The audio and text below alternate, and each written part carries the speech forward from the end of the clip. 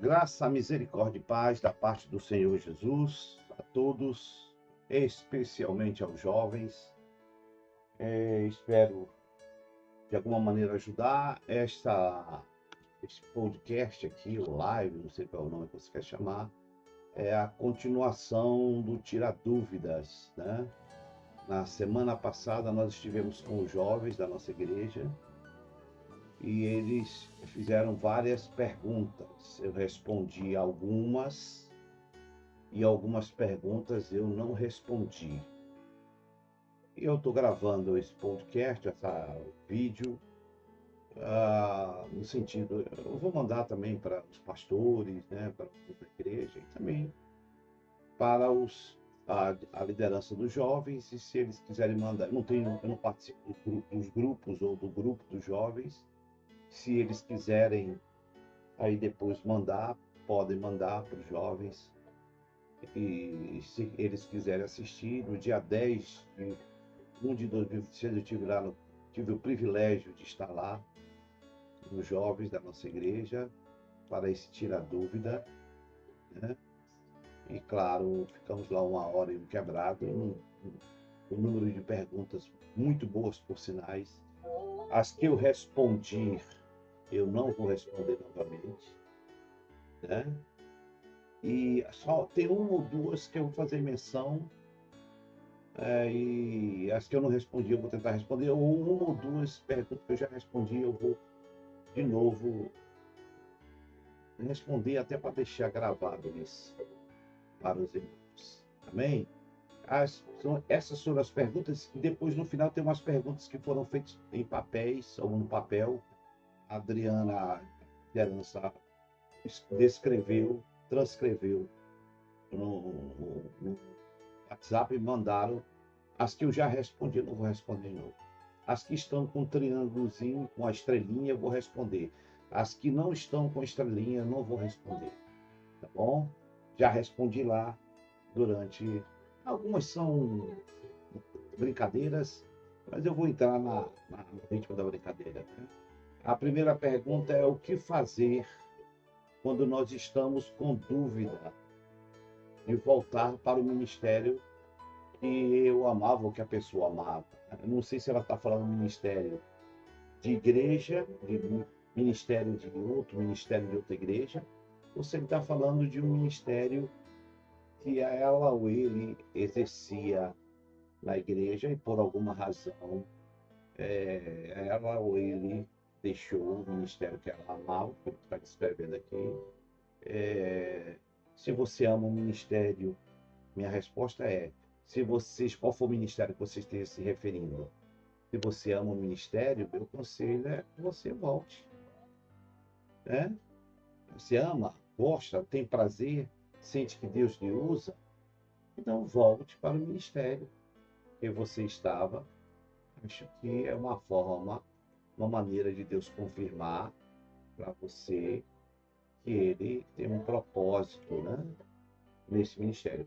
Volte, reconheça que não deu certo e volte novamente para o ministério que você estava exercendo, seja a igreja ou seja a atividade dentro da igreja, do ministério da MIPVAN.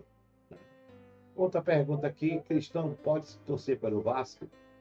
Pode. Não pode torcer pelo Flamengo cheirinho, ou pode torcer para outro qualquer time, né? Eu brinco com a Radassa, filha do pastor Moisés, ela torce pro cheirinho, né? Ganha 3, mas perde sempre uma.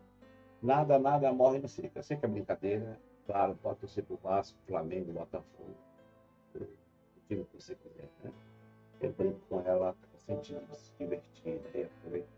As outras perguntas aqui eu já respondi, eu não vou responder. Aqui não tem nenhuma, todas eu já respondi lá, no dia da Tira Dúvidas, então não vou respondê-las novamente aqui. Tem umas novas aqui, tem umas 3 novas que eu vou afastar aqui um pouco a minha figura voluta. Aqui tem uma pergunta: tem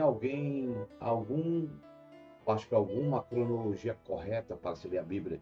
Eu vou mandar, tem várias. várias metodologias, a DENIT, eu falei isso lá essa eu voltei, porque eu vou anexar aqui umas 2 ou 3 sugestões para quem quer ler a Bíblia. Então, você que porventura está interessado em ler a Bíblia, né, eu vou, e esse é um bom interesse, uma boa busca, eu vou anexar aqui abaixo umas 2 ou metodologias para você, já que nós estamos começando o ano de 2026, você ler a Bíblia é uma boa oportunidade, né? De você ler a Bíblia. Quiser ler a Bíblia, eu vou lhe passar embaixo. Então, tem sim várias maneiras. Eu vou citar 2 aí para você e você escolhe qual a melhor lhe agrada. O importante é que você leia a Bíblia. Sem Bíblia, nós somos ignorantes espiritualmente. Isso, faça um propósito esse ano de você ler a Bíblia, se ainda não leu. Aqui tem uma outra pergunta, Estrelinha. Pastor, fale sobre defraudação. E é considerado aí fale sobre defraudação, né? E aquele ela ou ele, não sei quem é a pessoa que pergunta, para eu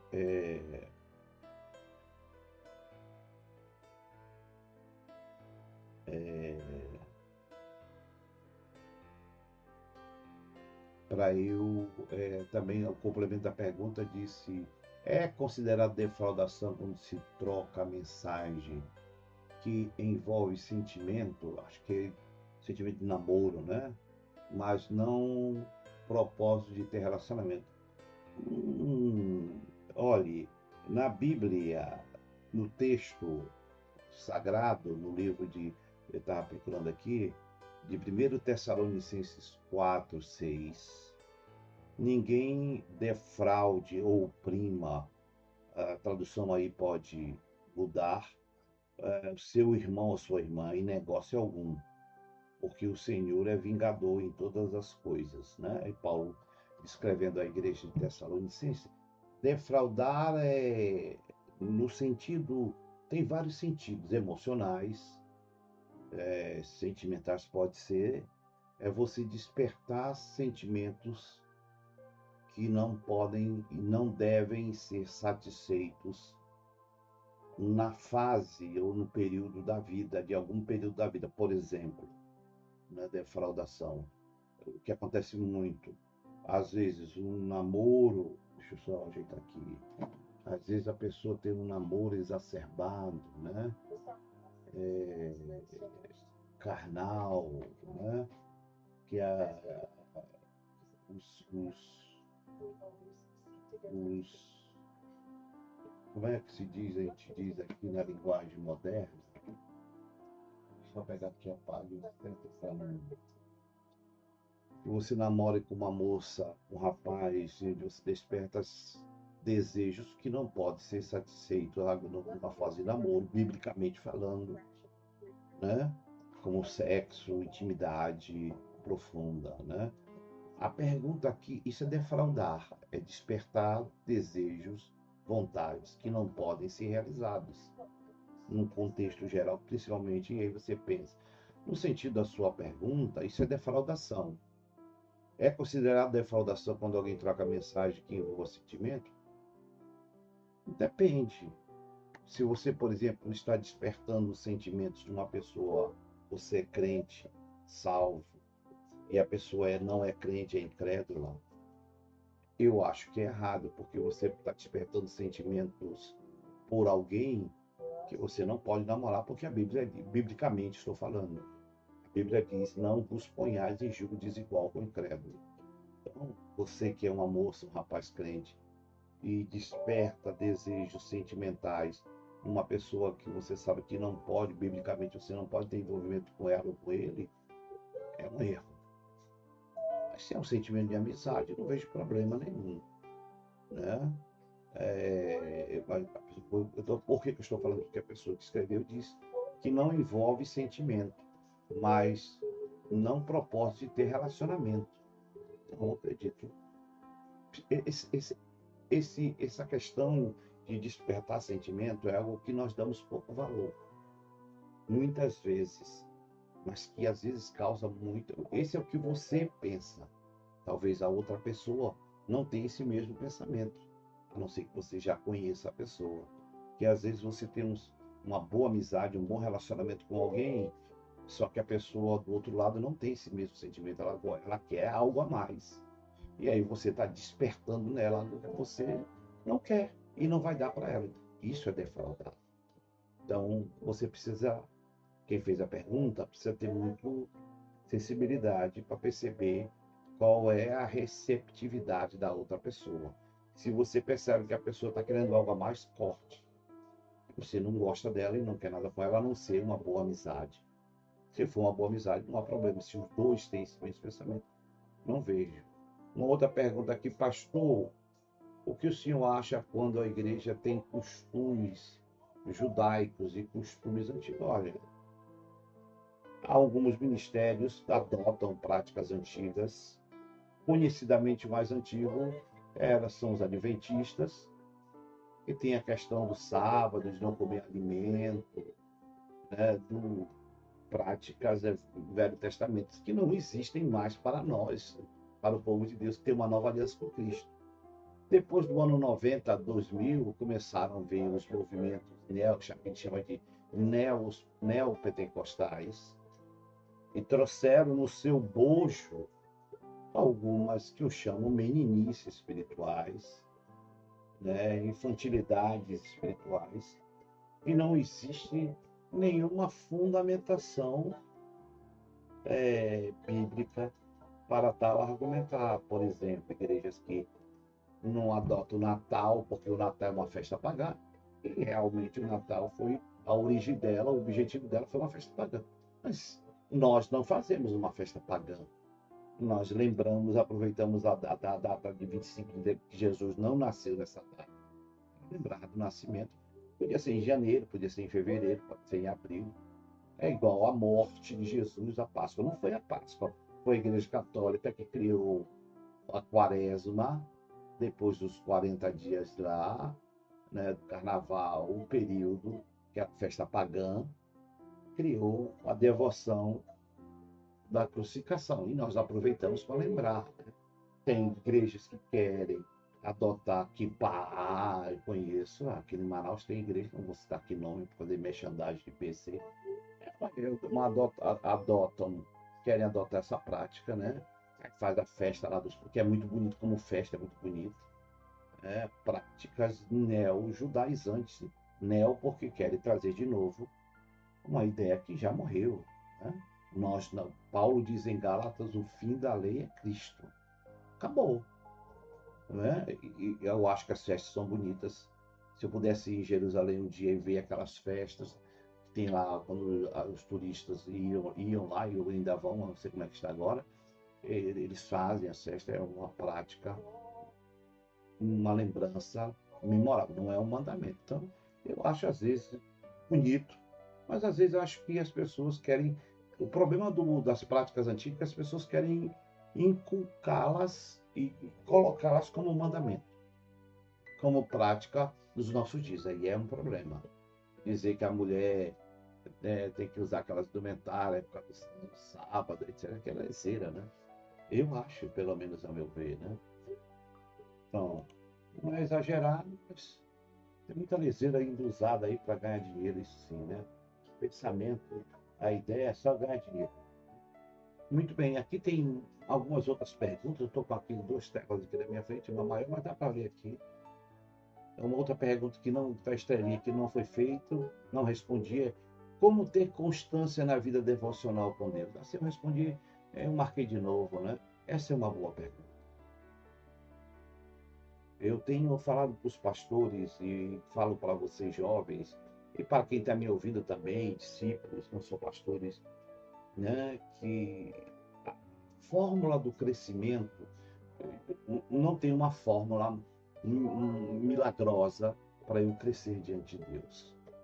Estou usando de figura de linguagem, metodologicamente falando, né, prática de vida espiritual, depois de quase 50 anos servindo o Senhor, eu vou botar entre aspas aqui, a fórmula para crescer diante de Deus é ter uma vida devocional, é desenvolver práticas de vida com Deus, não semanais, não mensais, não anuais, não quinzenais, não semestrais, trimestrais, onde eu vou uma vez, eu vou um domingo, eu sei que tem muita gente que trabalha, muita gente que estuda, muita gente que tem terceiro curso, só pode ir domingo na igreja, entendo, estou falando para isso. Mas quando adota uma forma mecânica, como muitas pessoas hoje em nossas igrejas estão, né? Não lê a Bíblia, não oram, não buscam a presença de Deus, não vão nos cultos, uma maneira de crescer. Eu estou falando por experiência, Paulo. Eu estudei, fiz o curso médico, na época era segundo grau, fiz curso superior, e às vezes eu não podia ir porque eu estava na faculdade, dia de semana, né? Mas Deus sabia como meu coração ficava, né? Mas eu sempre gostei de igreja, todas as programações. Eu participei e participava. Porque eu sei que quando eu digo para os pastores que fazem a presença, que participar é crescer. Não há crescimento sem eu participar da obra.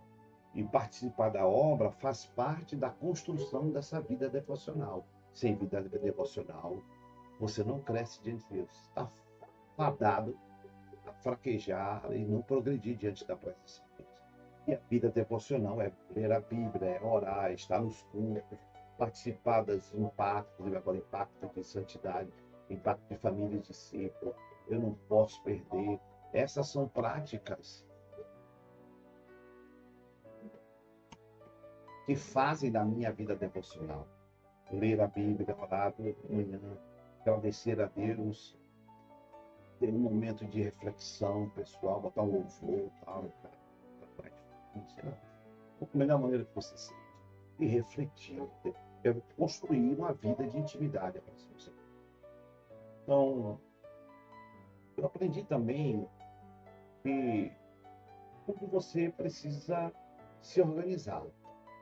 Eu, por exemplo, gosto de acordar de manhã cedo, orar agora, estou de férias, até a semana que vem.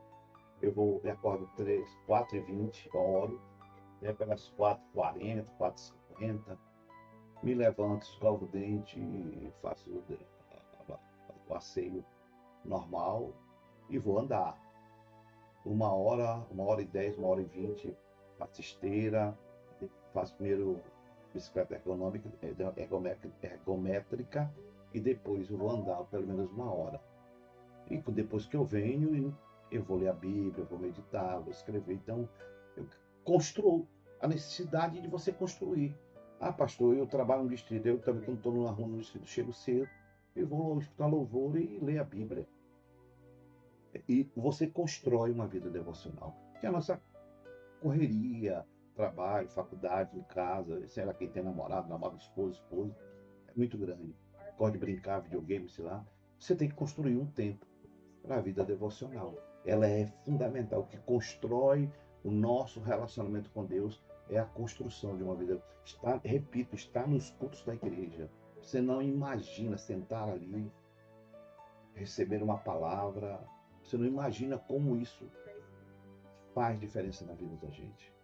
Convido a você a criar essa vida. É difícil, construa, é importante. Você que fez a pergunta. Outra pergunta que eu marquei que eu não respondi lá. Pastor, café pode ser considerado um vício? Se for consumido? Tudo que é excesso é vício. Eu deixei café, eu gosto muito de café, minha esposa, nós adoramos café, nós amamos papa café.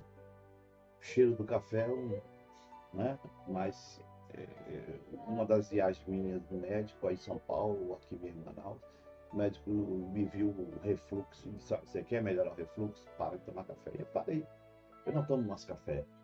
Deixei, porque faz mal. Tudo que é demasiado é vício. O café também pode. E o café tem os seus agentes bons e tem um agente ruim. E isso pode trazer prejuízo, com certeza, né? Na nossa vida. Espero ter respondido. que tem uma última marcazinha que eu fiz, na fase de conhecimento de duas pessoas que desejam e anelam um relacionamento sério. Nesse início, tem muita divergência, tem muitas divergências. Você acredita que possa ser motivo para... Não. Você, olhe, se você está falando em casamento, eu sempre digo que o relacionamento ele tem três fases. O casamento, ou vou falar no casamento, mas eu vou falar das três fases do namoro. Tem a fase do namoro, e no casamento também, quando você casa, é a lua de mel, é o namoro. Né? Brinco, só tem aquilo. Essa é uma fase que você. As divergências e divergências quase não existem. Ou, melhor, corrigir a minha expressão. Não que ela não exista, elas não se destacam, não se tornam salientes. Né? Quase não aparece porque meu amor para ali, meu amor para lá, eu te amo, e sexo, intimidade, vida conjugal, né? Quando é namoro, você pode ir ver a namorada, passear, a pessoa que sente bem. Então, essa aí tem divergência. Quando você casa, há primeiros 5, 6 anos, às vezes depende, eu estou falando de forma aleatória, depende muito de relacionamento, aí todas as divergências que homem sabe como é, né? Um papel que cai no chão, uma cueca que você põe arrumada, a escova de dente que você não limpou, uma toalha que está com cheiro a mais, tudo é causa de divergência. Com o passar dos anos, as divergências elas têm a tendência a não desaparecer, mas elas começam a ser superadas pelo amor e pelo desejo dos dois permanecerem casados, porque senão não permanece casado, né? Eu sempre digo uma frase que você para você conhecer a verdadeira pessoa, ou você se conhecer, ou você começa a se relacionar com alguém. Então, a divergência existe no relacionamento. Não é motivo para se separar, porque todo mundo tem. Você não é, nós não fomos feitos iguais, somos diferentes uns dos outros. Deus nos fez diferentes, nós somos diferentes, nós vivemos diferente, fomos criados. O desafio do relacionamento é você construir um ambiente, um espaço onde as divergências existem e elas não sejam tão danosas e façam tão mal como chegando ao ponto de uma separação. Eu não li o livro, eu li só um prefácio do livro, eu sempre menciono ele, de um autor, não lembro o nome dele, brasileiro, acho que era não, americano. Estava em português. Ele fez uma pesquisa de 20 anos com casais, 2.000 casais. E desses 20 anos que ele fez pesquisa, depois de 20 anos ele descobriu que uma boa parte permaneceram casados e uma grande parte se separou. E a conclusão dele no livro é que ele chega a que os que permaneceram juntos aprenderam a resolver as divergências. E os que se separaram não aprenderam, não quiseram aprender a resolver as divergências. Então, meu conselho, claro que as divergências, qualquer pessoa, não existe pessoa igual a você. As pessoas, você pode amá-las, ser o teu príncipe, a tua Cinderela, ela sempre vai ter divergência. Eu acredito que no relacionamento a grande vantagem é essa, é você superar divergências e saber viver e resolver. Então, eu não vejo motivo para você se separar por causa da divergência. Aprenda a lidar com elas. Uma pessoa que pensa diferente, eu sei que às vezes existem situações delicadas, né? Mas não é motivo de jeito nenhum. As divergências não podem ser motivo para você se separar. Ao contrário, para você crescer e aprender a amar a pessoa e lidar com ela, com as divergências, porque você também é divergente dela. E não é ela só divergente de você. Espero também ter ajudado nessa pergunta. Aqui tem algumas que eu ainda não respondi, né? Ainda. A primeira lá de cima, como saber se a minha amizade é boa? Ora, se ela não traz prejuízos. vida, principalmente prejuízos espirituais. Se você está se relacionando com alguém que traz prejuízos espirituais, começa a se afastar de Deus, da obra, do trabalho, serviço, do ministério que você tem, não é boa amizade. Tudo que traz prejuízos à nossa vida não é boa amizade. Então, a maneira, pelo menos que eu acredito, que você tem como descobrir se é uma boa amizade, se ela não traz prejuízo, ela te faz bem, ela não atrapalha a tua vida com Deus, a tua vida ministerial na obra, essa é uma boa amizade. Trouxe prejuízo, é uma péssima amizade. Pode despachar, porque não serve.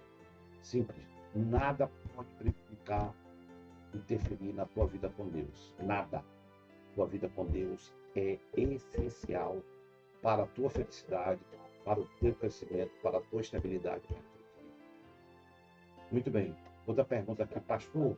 Quero chutar o balde. Como agir contra isso? Bom, todos nós temos vontade de chutar o balde. Às vezes, chutar o balde em algumas situações é boa, que eu possa fazer isso sem trazer prejuízo a mim e aos outros. Mas, na maioria dos casos, você precisa ponderar em chutar o balde, porque você chuta o balde sem ponderar, você pode trazer prejuízo para você e para pessoas que estão ligadas a você, que você ama, quer bem e não quer prejudicá-las. Então, eu diria, se você pode chutar o balde sem trazer prejuízos a terceiros, principalmente a você e a pessoas que você ama, chuta o balde. Mas se chutar o balde significa trazer prejuízo para você, consequência para as pessoas que você ama, alguém da sua família, sua esposa, seu esposo, alguém que está próximo de você, não chute o balde. Isso aí é agir de forma impensada, irracional. E aí você vai sofrer consequências lá na frente.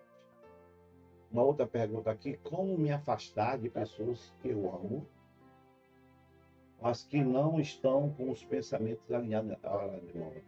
Se você tem alguém que pensar é diferente de você, pode pensar. Agora, pensar diferente de você com relação a princípios de vida, daquilo que é certo, daquilo que é honesto, daquilo que é direito, daquilo que é vontade de Deus, tem que se afastar. Eu tenho, sempre digo para minhas filhas, eu tenho vários colegas na empresa, pessoas que eu admiro, gosto bem, mas eu tenho uma separação muito grande deles. Tem alguns que nem eu sou mal educado, bom dia, boa tarde, boa noite, como vai, tudo bem? Bate papo com ele, sem aprofundar o relacionamento, que nada pode prejudicar o nosso relacionamento com Deus. Nada. Nada. Nada mesmo. Se prejudicar não serve. Tá bem? Essa que está marcada com vermelho eu respondi lá. Foi a última pergunta que eu respondi lá, porque a Varô estava pulando, não estava respondendo tudo. Ela estava pulando e ela fez certo, não fez errado, correto. Aliás, a Varô está dirigindo uma bênção, né? Uma outra pergunta aqui. O que o senhor acha das pessoas que seguem o catolicismo? Olha, é que quando você faz uma pergunta como essa, né, o catolicismo, tem pessoas boas que seguem o catolicismo, mas o ensinamento do catolicismo, na sua grande maioria, ou totalidade, é errado. Por exemplo, a adoração de imagens, santos, a beatificação de santos, a infabilidade do Papa, lá do líder deles, que ele não peca, que ele não erra.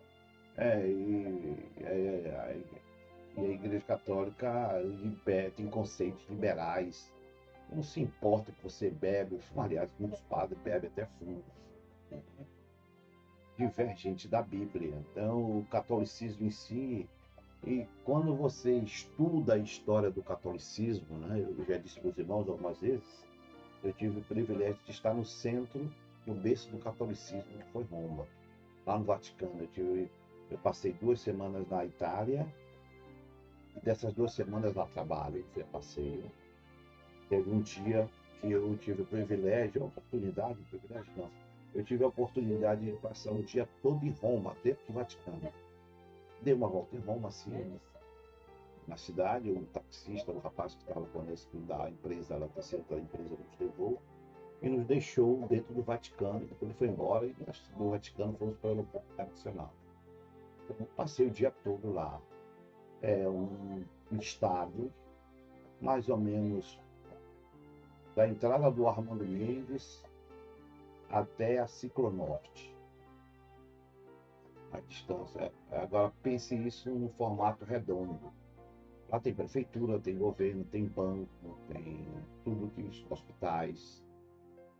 Eu não cheguei a entrar na Basílica de São Pedro, que era feita internamente toda de ouro, tinha uma fila muito grande e não ia dar tempo de eu entrar e ver.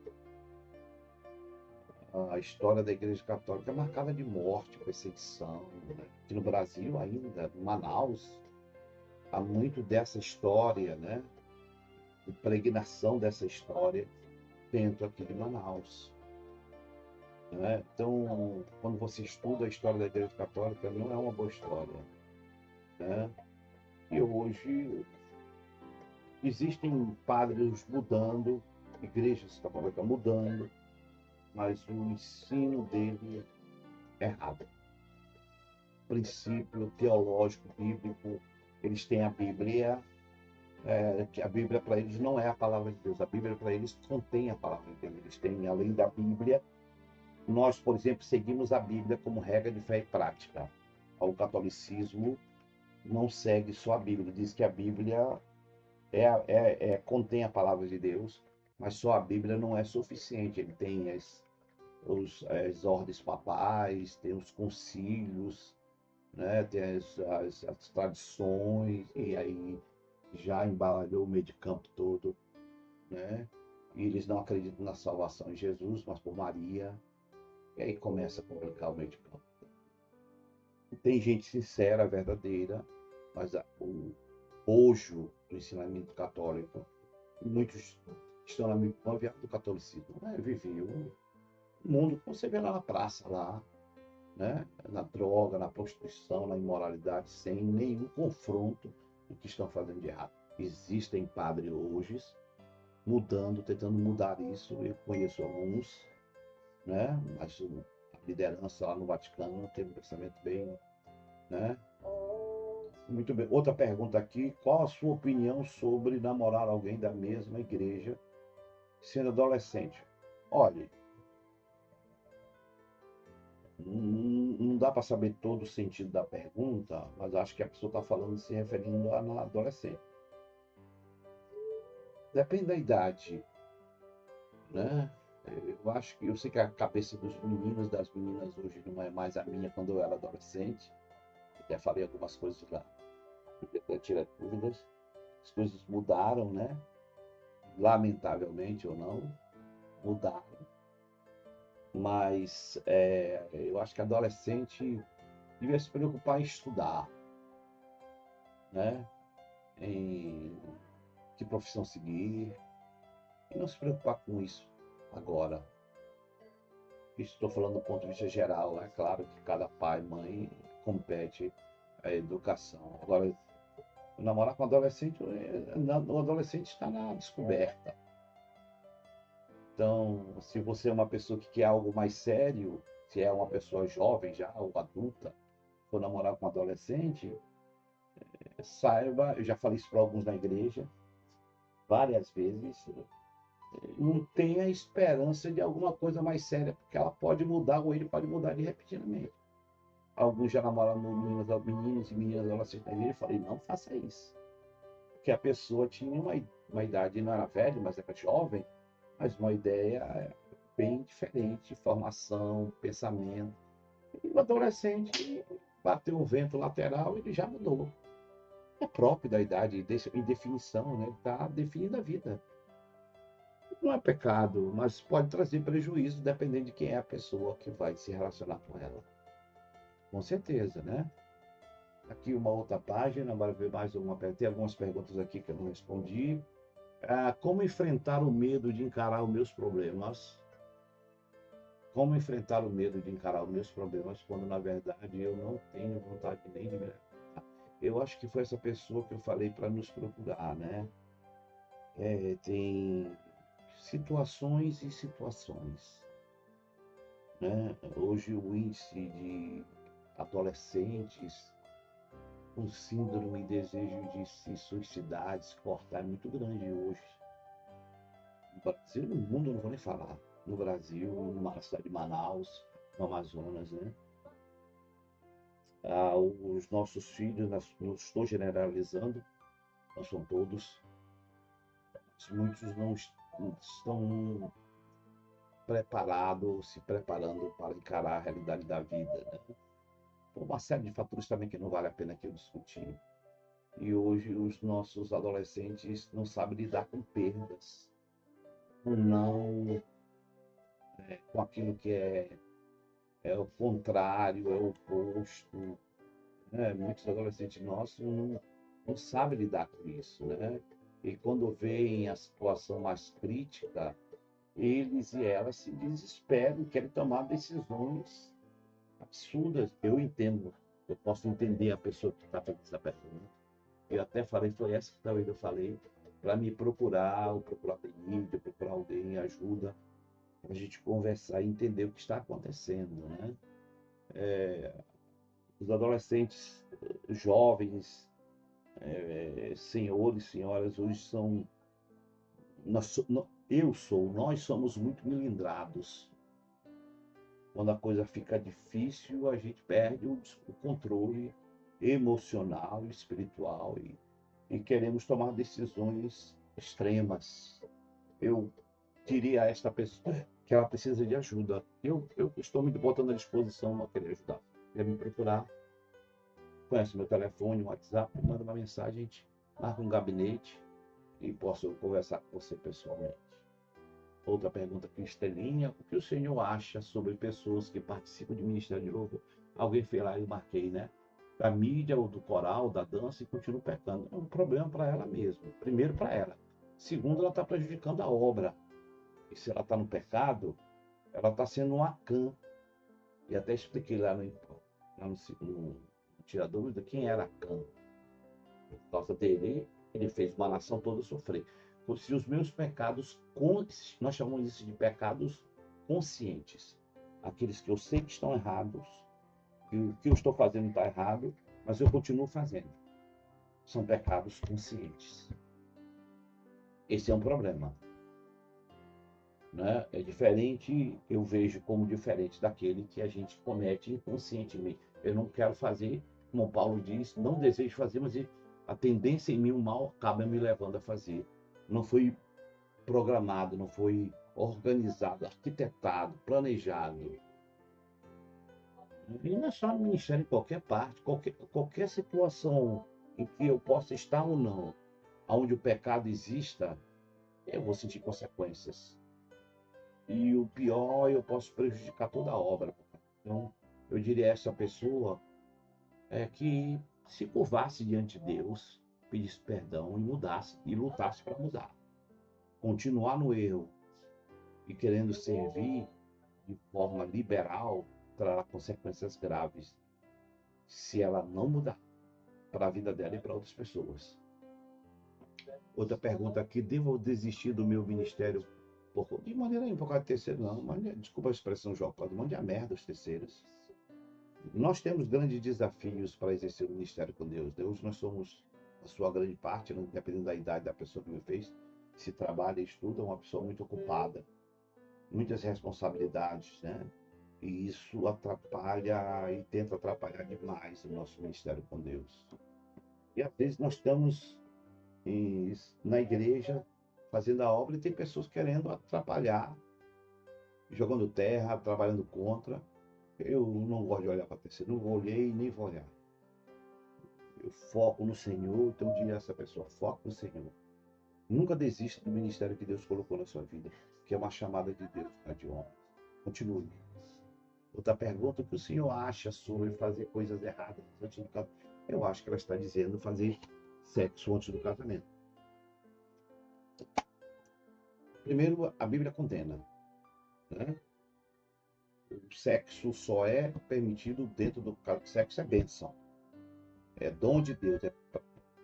O sexo tem propósito de Deus, né? Eu sempre digo isso. O sexo é para a felicidade do homem e para a felicidade da mulher. Segundo, o sexo traz prazer ao homem e à mulher. Terceiro, o sexo traz procriação, nascimento das heranças dos seus filhos dentro do casamento. Fora ele traz sentimento de culpa, baixa autoestima, baixa desvalorização, sentido de que alguma coisa ruim pode acontecer comigo. Então, o que eu diria para essa pessoa? Saia dessa. Ainda há tempo de corrigir o erro. Se colocando diante do Senhor, pedindo perdão, para que Ele pudesse mudar a tua vida, o teu estado. A Bíblia diz que se nós confessarmos os nossos pecados, o Senhor é justo e fiel para nos perdoar de todo pecado. Amém? Amém. Mais uma pergunta. O meu pastor... alguém fez lá, isso aqui eu marquei aqui, não só para deixar escrito, né? O meu pastor líder não está nem aí para nada. Devo deixar ele? Eu faço de tudo, mas ele não. Olha, eu sempre digo lá na igreja, se você puder ajudar, ajude seu líder. Mas se você ajuda, ele não quer nada, se você não está bem, nós temos lá na igreja 12 pastores e pastoras, ministérios pastorais. Fique no lugar onde você esteja se sentindo bem e aonde você pode ser usado, onde você é bem tratado, onde você percebe que o seu pastor lhe dá atenção, lhe ajuda na obra, lhe apoia, né? É referência na sua vida. Se você está ao lado de alguém que você vê que não lhe ajuda, é melhor sair de perto, com certeza, né? Se o seu líder, você está dizendo que ele não quer fazer nada, e aí? Não, minha primeira orientação é ajude. Ele não quer fazer, mas você quer e os outros querem, façam. Tome a frente. O importante é fazer a obra. Se você não se sente bem, segunda situação, se você não se sente bem, é melhor você procurar um outro pastor. Né? Eu falei ontem para alguém sobre isso. Né? Porque você ficar se sentindo mal e ficando criticando, talvez, assim, né? Outra página aqui. Um relacionamento, como é um relacionamento cristão? Olha, um relacionamento cristão é um relacionamento feliz. Eu namoro, acho que ela quer falar de namoro, né? Beijo, abraço. Dentro dos parâmetros da Bíblia, como adoração, obedecendo os princípios, evitando as defraudações, passar o sinal, avançar o sinal. Eu sei que as mulheres hoje, não só homens, mas as mulheres também têm uma ideia bem diferente, mas você tem princípios. Tem que ser como José do Egito. Uma mulher de Potifar estava querendo arrastá-la para o erro. Ele disse, como eu comentaria também a maldade e pecaria contra meu Deus? Então, acredito que também essa deve ser a atitude, né, do cristão. O cristão tem o princípio da palavra de Deus, tem compromisso com Deus, tem responsabilidade com o reino. Isso faz com que ele faça, primeiro, agradar ao Senhor na sua vida. Outra pergunta, pastor, o que falar para um ateu quando ele falar que Deus não é o nosso Criador, sendo que já falei tudo para ele, mas ele é ateu teimoso. Eu conheço uns ateus teimosos. Tem um lá que também mesmo. Olha, a salvação, a atuação da salvação não é mérito humano, é mérito divino, é ação divina. É o Espírito Santo que toca por ação da graça de Deus, ou a graça de Deus por intermédio de Jesus. A salvação não tem participação humana. O homem não tem influência nenhuma. Eu sei que nós, como seres humanos, eu, você, como pessoas, queremos o melhor para as pessoas que estão próximas da gente, com certeza. E é até normal ter esse sentimento, né? Mas às vezes as pessoas não querem. E aí, eu sei que a gente fica, continue falando, continue dizendo que Deus. Você tem que ser muito inteligente, esperar o momento certo, a hora certa para trazer sempre uma palavra de confronto. Olha, Bíblia diz, olha, aí talvez você o alcance. Mas essa é uma ação divina, não é nossa. Embora eu esteja falando, você esteja falando, mas não depende da gente. Depende da ação de Deus, da permissão que a pessoa dá de Deus.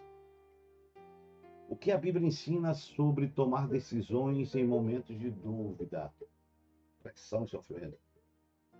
A Bíblia fala sobre ponderação. O Salmo 37 é um dos salmos mais belos. Se você não leu, leia. Entre as expressões está lá, diz: entrega teu caminho ao Senhor, confia nele, e o mais ele fará. Né?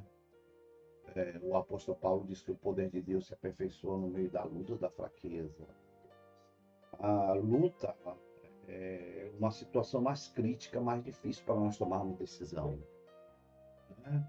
Quando tem dúvida, a dúvida é a falta de convicção de que aquilo que eu estou fazendo é a vontade de Deus. Aí você tem que buscar a vontade de Deus. E a pressão faz parte da nossa vida. A gente tem que saber gerenciar isso. As pressões nos ensinam a sermos mais moderados, né? Ponderados, e não sermos descabelhados, né? Desorientados, alvoroçados, displicentes, né? Essas inserções, me permita dizer, em nossa vida, dessas situações, estou chamando de inserções, elas ajudam a moldar a nossa personalidade, o nosso caráter. Mesmo que nós não gostemos das pressões, das situações graves, sofrimento, difícil, mas elas são importantes para moldar o nosso caráter. Então, nós precisamos saber lidar com elas e precisamos buscar calma. Eu, quando vejo uma situação difícil, eu gosto de baixar a cabeça e ouvir a Deus. Entender o que Ele quer e o que Ele quer me dizer e me traduzir no meio dessa situação difícil. Outra pergunta: existe uma idade correta para... Eu respondi isso lá. Quando seria o período da idade? Olha, não há uma idade, né? Eu acho que tudo está aqui, ó. O que eu acho é que tem muita gente nova, inexperiente, despreparada, que devia estar preocupado com faculdade, com o que vai ser amanhã, com estudo, como servir melhor o Senhor, como se organizar, porque está pendurado num namoro sem pé, sem cabeça. Me permita, eu não falei isso lá, né? Tem umas meninas na nossa igreja tão bonitas, se relacionando com os pecados, cara, que não tem ele nem beira, alguns que nem igreja vão, estiveram lá na MIPIBAM, mas agora estão no mar no mundo do que na igreja. Isso não tem futuro. Esse tipo de relacionamento não tem futuro. Então, eu acho que não tem idade. Não pode ser novo demais, né? Tem que ser pelo menos um jovem, acima de 17, 18 anos para cima. Mas uma cabeça mais organizada, né? Mais preparada, sabendo mais ou menos o que deseja e o que quer da vida. E esses namoros que você vê que o cara não tem futuro. O cara é um liso. Nem na igreja tá. Você vai se relacionar com um cara que diz que não quer Deus. Primeiro sinal contrário a esse relacionamento é o cara não saber, ou ela, né? Ou ele. Ela, ou ele, ou eles e elas não querem saber de Deus. Uma pessoa que não quer saber de Deus já é sinal de Deus. Corta fora. Quais os princípios bíblicos o Senhor recomenda para decisões sobre família e relacionamento futuro? Eu citei o Salmo 37, né? Citei a palavra de Paulo em Coríntios. Eu acho que o Salmo 37 é um salmo que nos ajuda a aprender a depender de Deus em todas as circunstâncias. Tem outros salmos. Estou citando o 37 para não encher de texto da Bíblia, né? Que tudo em nossa vida tem que ser colocado diante do Senhor, ouvir do Senhor, escutar do Senhor. Se você tem um líder equilibrado, eu me lembro que eu conversava com muitos líderes de dentro da igreja e outros da faculdade, que estudavam faculdade de teologia, para ouvir a voz de Deus, né? Os princípios de Deus para tomar decisões em família e relacionamento futuro é ouvir a Deus e observar, olhar ao jeito, repito, uma pessoa que descrente, que não tem Deus, ou uma pessoa que está longe de Deus, já é um sinal para se para fora.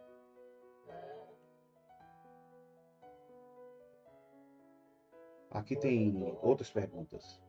Como é um relacionamento? Já respondi. Já repetiu, né? O ano eleitoral, como a igreja deve se posicionar em relação a políticos da igreja? Direita. Nós somos da direita, nós não somos da esquerda.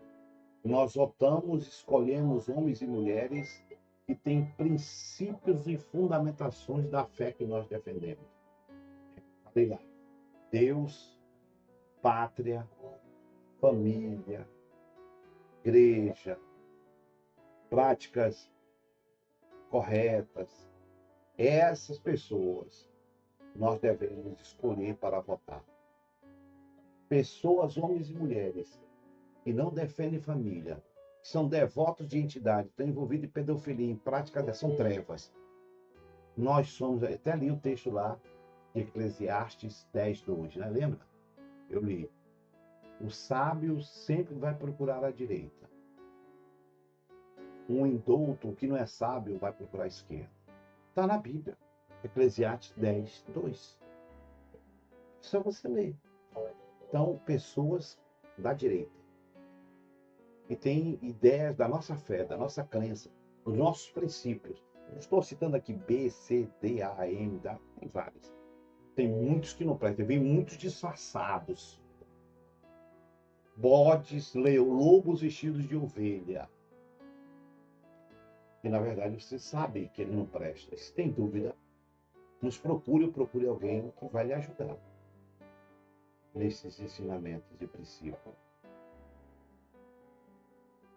Amém? Né?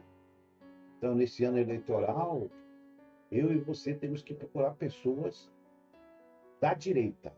Eclesiastes, né? Falei, 10:2.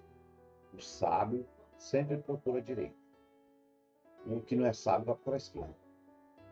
Maravilha. Outra pergunta aqui, deixa eu levantar aqui. O que a Bíblia, né? Será que está mesmo aqui, não é mesmo? Vamos ver aqui.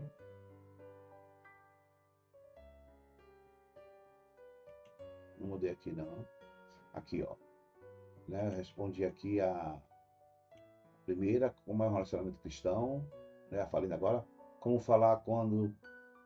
Falar com ateu, também falei já sobre isso, né? O que a Bíblia fala de tomada de decisões, também eu falei. Existe uma idade para namorar, já falei. Quais os princípios bíblicos eu também já falei, né? Desculpa, eu acho que tinha regredido aqui. Como é um relacionamento cristão, já falei, né? Pastor, o que falar do ateu? Deixa eu ver, isso aqui está vendo a coisa aqui. Como é? O que falar do ateu quando ele... Já falei. O que a Bíblia ensina sobre tomar decisões também já falei. Né? Acho que aqui não está mudando. Agora sim, mandou. Deixa eu ver.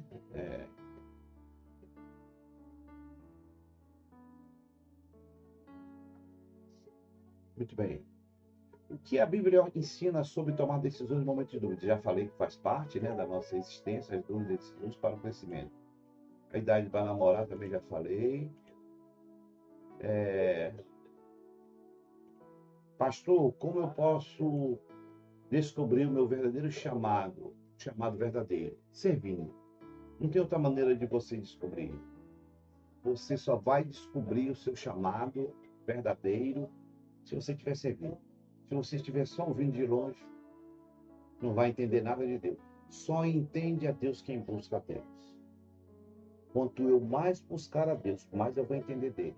Mais eu vou compreender a vontade dele. Mais eu vou saber o que ele quer.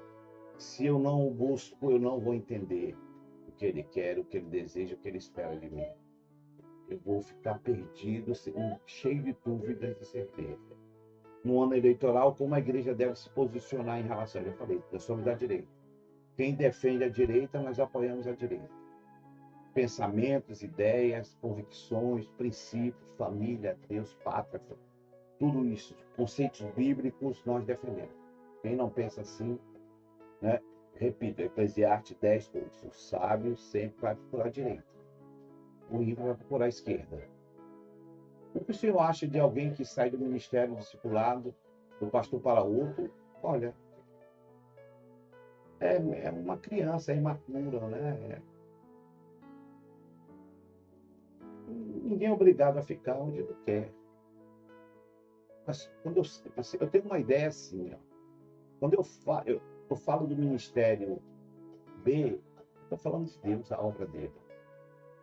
Né? Agora nós temos gente diversificada na igreja, né? Meninos. Eu só sei de uma coisa, que tudo que nós fazemos, nós vamos pagar um preço muito alto.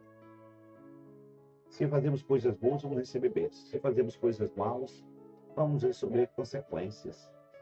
Então, eu não sou guiado, eu não estou no ministério por causa de homem, eu estava chamado de Deus. Lamento só. Essa é a minha resposta.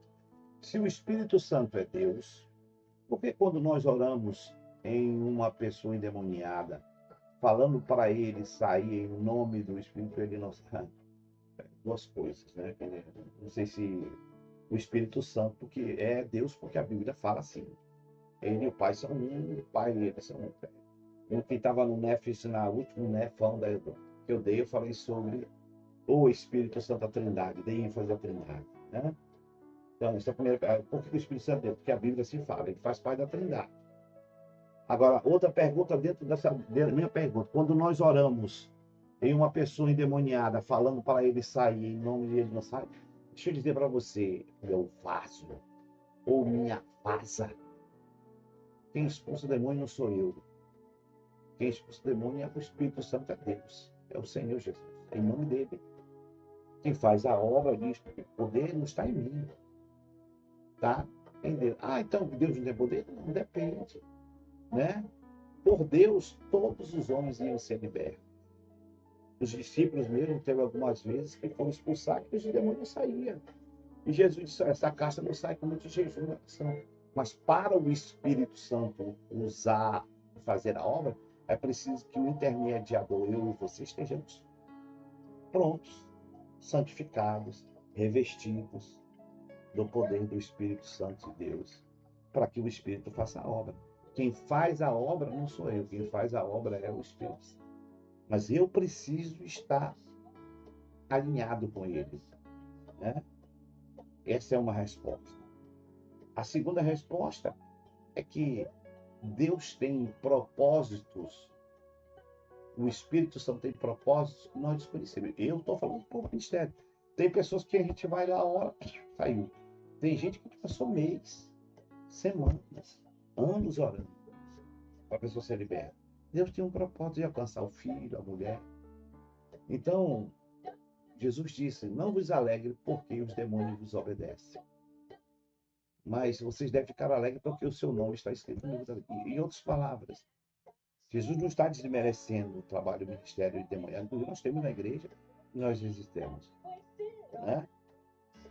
Mas ele não é o centro da igreja. O centro é a salvação em Cristo Jesus. Mas esse é um ministério que quanto mais nós conhecemos, ou achamos que conhecemos, menos nós conhecemos. Porque nele existem muitos mistérios de Deus, do Espírito, da vontade de Deus que nós desconhecemos. Isso não nos impede de continuarmos orando em nome de Jesus e repreendendo o demônio. Alguns vão sair, a maioria vão sair, mas alguns vamos ter que batalhar. Faz parte. Nada é fácil na obra e no trabalho de Deus. Aprenda isso. Muito bem. Agora, aqui estão algumas perguntas. Vou baixar um pouquinho aqui. Né? Que foram feitas no papel. Algumas eu já respondi, outras eu vou responder aqui que eu não respondi. As que eu já respondi, se eu estiver marcado aqui, eu devia responder. Só você assistir o vídeo, ou se você esteve lá, eu respondi. Não dá para gravar aqui, não. Já tem 1 hora, vai ficar aqui 3 horas. Primeira pergunta: como ter constância na vida? Eu já respondi. Essa aqui eu marquei, mas já respondi lá, né?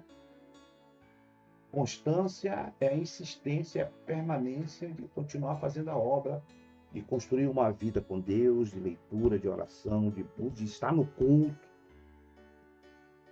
querer sentar ali, receber quem está ministrando, como aquela palavra não é de homem, Aquela palavra de eu construo uma vida sem vida devocional, não tem relacionamento com Deus.